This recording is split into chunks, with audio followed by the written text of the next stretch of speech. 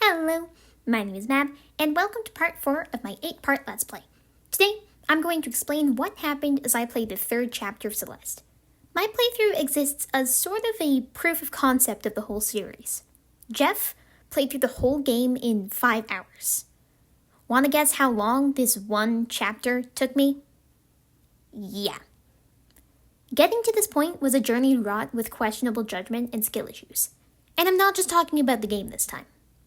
At 10 p.m. on a Saturday, I decided it was a great time to start the 3rd chapter of Celeste. I shot Jeff a message, and he, against his better judgment, decided to join me. Since I had a couple audio balancing issues in the last few parts of this Let's Play, I searched around for a setting in OBS that would allow me to record myself, the game, and Jeff as 3 separate soundtracks. This was, in theory, a good decision. However, instead of doing the smart thing and making a test recording to ensure that everything worked, I decided I knew what I was doing and went right ahead with recording Chapter 3. Dear viewer, I did not know what I was doing.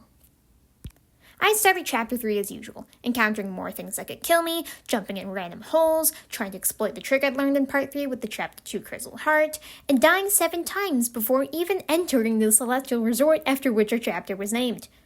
Though I also did get 2 strawberries out of it, so I suppose that isn't half bad. I then met the slightly neurotic and probably delusional concierge of the Celestial Resort Hotel, Mr. Oshiro. Though he was very eager to welcome Madeline for a stay at the resort, she really would have preferred to be climbing the mountain and asked for a back exit. He thought he could secure this customer, but if getting chased up a mountain by her evil twin wasn't enough to deter Madeline, then I hardly think that the sales pitch will. I think the foyer might be a little bit, broken. 3 out of 10 stars. Reception was very welcoming, but I died several times trying to get to my room. We traversed the hotel in disrepair and disarray. The black mold-looking stuff was everywhere, and it was moving, which meant I actually had to time my jumps. Not great. Though I died a couple times and complained about the OSHA standards of this place, I still retrieved keys to unlock the way forward. Here in parkour civilization, even the hotels are parkour. I then came across my second mortal enemy of this playthrough. These little worms attached to the walls. When I landed on them, I only got a few seconds before the black mold grew on the area I just touched, meaning I couldn't go back, bounce between walls, or take a moment to think before acting. Not fun. My first mortal enemy, in case you're curious, is directional inputs.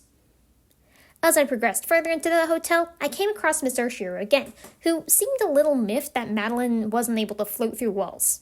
Come on, Madeline.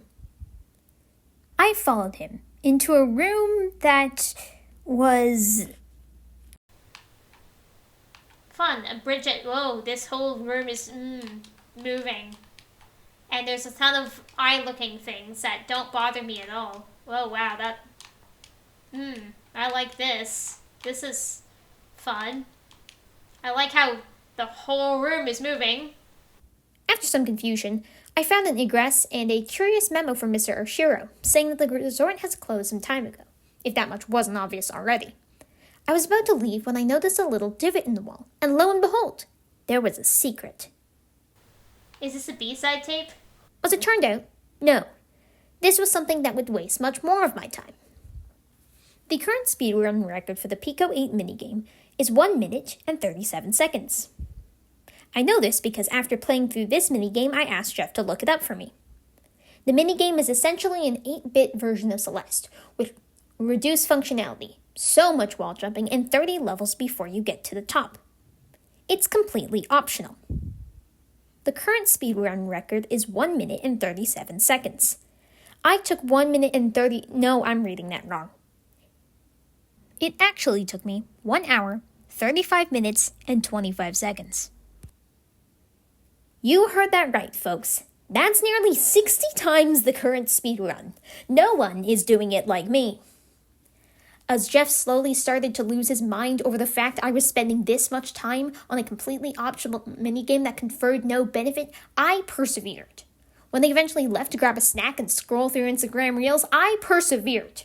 When 8-bit Madeline acquired a 3rd dash and her hair turned green, I persevered. Through 1,064 deaths, I persevered, all for this beautiful, mic-peaking moment. Yes! Yes! Oh! Huh? What's it doing? I'm so confused. 1,064 deaths! 14 strawberries! I did it! I reached the summit. Oh my god. It only took me an hour and 35 minutes. Yes! It's done. It's finally over. I can climb things again. Now playable from the main menu. I'm never going back there again. I'm never doing that again. Okay. Then, of course, I remembered something. I still had the actual game to get through. As it turned out, all this floating nonsense was part of the mess that Mr. Oshiro hadn't been able to clean up. Honestly, relatable. Madeline, much to my chagrin, decided to help Mr. Oshiro with his spring cleaning. Through 3 passageways I went, unlocking doors, dying to mold, seeing the crystal heart, failing to access the crystal heart, and magically returning books, towels, and crates to their respective homes. In one of the passageways I found Theo again, who was desperately trying to crawl through the vents. He thought Mr. Oshiro was a madman or a vengeful specter. Madeline thought he just needed some help. Knowing what I know now, I'm inclined to agree with Theo. Still, a job is a job, and by clearing out the mess, I was able to gain access to another key leading us ever closer to the presidential suite, and, by proxy, the exit. After Mr. Oshiro brushed our help off and ushered us once more towards the presidential suite, we found Theo again still crawling through the vents. Then, it was time for the last and most soul-crushing part of the chapter. Now, I don't know if this platforming was objectively harder than the rest of the chapter, but I do know that at this point it was 3 in the morning. My platforming was getting sloppier, Jeff was actively begging me to not pursue any strawberries, and we were both tired at this point. But finally, we made it to the presidential suite, which had a mirror. Historically, those haven't worked out too well for Madeline here. Lo and behold, when Madeline told Oshiro she didn't want to stay, our favorite evil reflection part of me entered the scene. She called the resort for what it is, a dump. Then, after taunting Madeline and leaving Mr. Oshiro quivering on the floor, she broke a hole through the ceiling, waiting for Madeline to follow. Mr. Oshiro was a mess. He didn't seem to be able to tell the difference between Madeline and part of me, wondering why Madeline was so cruel when she offered him help only a few minutes earlier. With literally nothing else to do but watch Oshiro suffer, I climbed up the hole left by part of me and made my way onto the rooftop. Part of me was glad to be away from Oshiro, but Madeline would prefer to be away from part of me.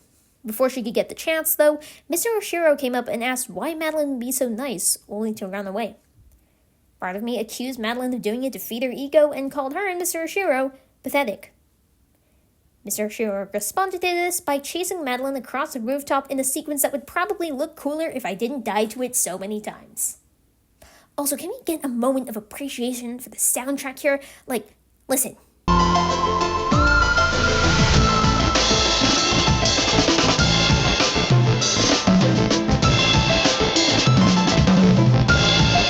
I love drums. Accompanied by this boss theme, Madeline got chased to the edge of the rooftop. Okay. I'm fine. Mr. Shiro, stop! I just wanted to help!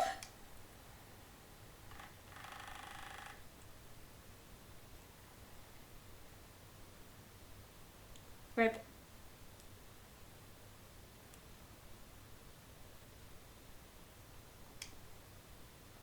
I've decided to close the hotel for repairs. The second floor plumbing is leaking.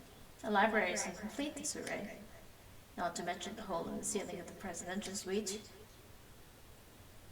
Please just leave me alone.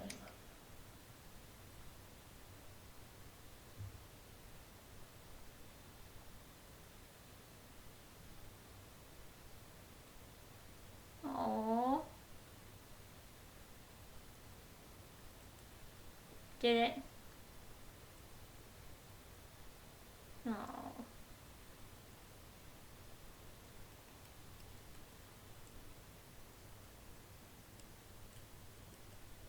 It's just sad.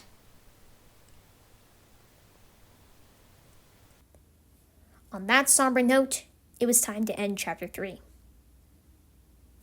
But my suffering was not over.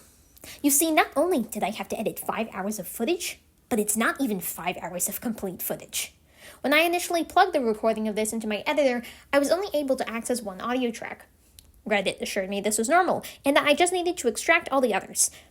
After downloading several programs from sites sometimes so sketchy that I'm in awe that I didn't get a virus, I was still left with only one audio track, the one with my commentary. Eventually, I gave up. Since one-sided conversations and random tangents aren't nearly as fun to listen to as banter and the recurring Madeline death sound, I decided to replace the sound of me talking with more of me talking. You're welcome. The moral of the story here is do a test recording first, or maybe it's don't try new things, or maybe it's don't start playing video games at 10 p.m. Your choice. With all that said, thanks for watching, and may the next video have less audio issues. And Jeff can't play the metal pipe sound because this is a script.